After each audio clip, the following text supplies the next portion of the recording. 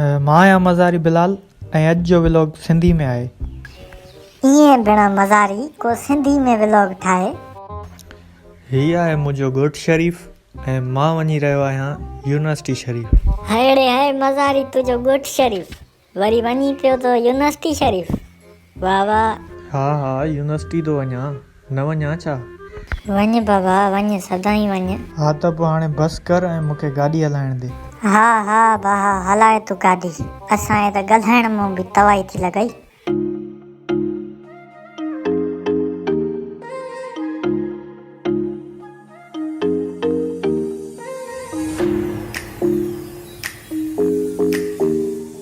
मां पहुची वियुसि पंहिंजी यूनिवर्सिटी ऐं हीअ आहे मुंहिंजी यूनिवर्सिटी जो मेन गेट। यार मज़ारी यूनिवर्सिटी त सुहिणी अथई, पोइ हाणे हल न अंदरि, हल न यूनिवर्सिटी हलूं न। यूनिवर्सिटी बि हलूं था, पर हिते मुंहिंजो ईंदो दोस्त, मां बीठो आहियां उन जे इंतज़ार में।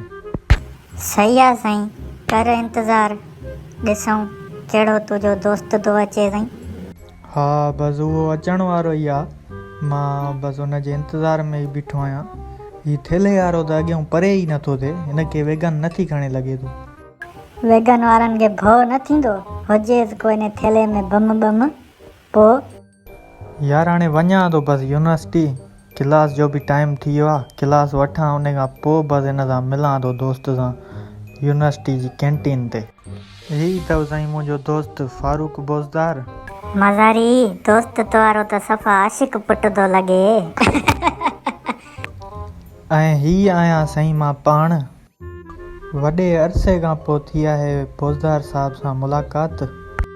हा साईं, पोइ त हाणे तव्हांजी कचहरी खुटंदी न। हा बाक़ाइदा डिघी कचहरी कबी बोज़दार साहब सां। हा साईं हा कयो कचहरी, पर हाणे अलाह करे हो ई उथे, बाक़ी मज़ारी तूं में त आसरो ई न आहे त तूं उथंदे बा।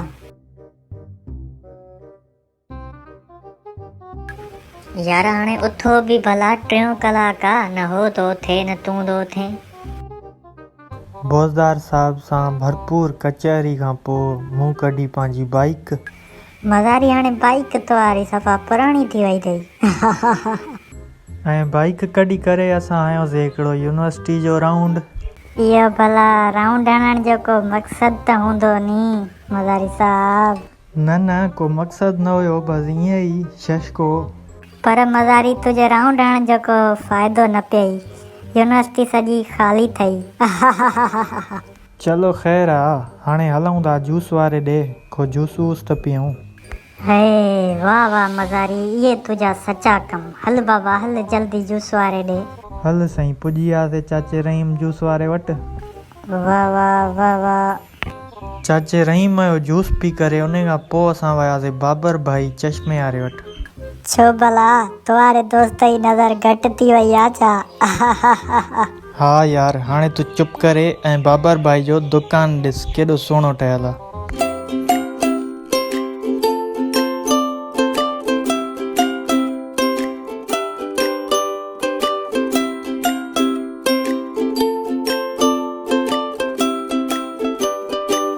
हा यार माशाल्लाह सुहिणो दुकान अथसि। फारूक भाई जो चश्मो खाइण खां पोइ हुनखे मां छॾियुमि वेगन ते, जीअं हू वञे पंहिंजे घर। उछलियो ई वीचारे खे वेगन ते छॾे अचें था घर त छा चई आहे। मां बि आयो आहियां हाणे पंहिंजे घर, बाइक बीहारे करे हाणे मां कंदुसि हिकिड़ी डिघी निंड। हाणे तक़रीबन 5 वॻे जो टाइम थी रहियो आहे ऐं मां फ्रेश थियुसि, उन खां पोइ नमाज़ पढ़ी, नमाज़ पढ़ण खां पोइ हाणे मां वेंदुसि पंहिंजे दोस्त जे ॻोठु फॉर्म ते, उते तव्हां सां मुलाक़ात थींदी। मां पुॼी वियो आहियां पंहिंजे दोस्त जे ॻोठु फॉर्म ते। हा मज़ारी साहब खोलेसि दरवाज़ो, ॾिसूं साईं तुंहिंजे दोस्त जो ॻोठु फॉर्म। हा साईं तव्हां ॾिसी सघो था, हाणे हीअ आहे मुंहिंजे दोस्त जो ॻोठु फॉर्म। वाह ॾाढो सुठो। अॻिते हल ॾिसूं सही नमूने सां ॾिसूं। हा हीअ हिन जो आहे ॻोठु फॉर्म जो अंदरियों पोर्शन, ऐं हिन खां अलावा ॿाहिरियों पोर्शन बि आहे, उहो बि मां तव्हांखे ॾेखारियां थो। हीअ वरी केरु आहे चाचो पियो थो अॻियां अचे हर। हीअ साईं असांजे ॻोठु फॉर्म जो ॿाहिरियों पोर्शन बि तव्हां ॾिसी सघो था। इहो वरी खट ते वरी कहिड़ो नमूनो वेठो आहे। ही मुंहिंजो पुराणो दोस्त अमार खान पठान। वाड़े वाला ले हाणे ॾिसो तव्हां कुझु सिनेमेटिक शॉट्स मुंहिंजे दोस्त जे वाड़े जा।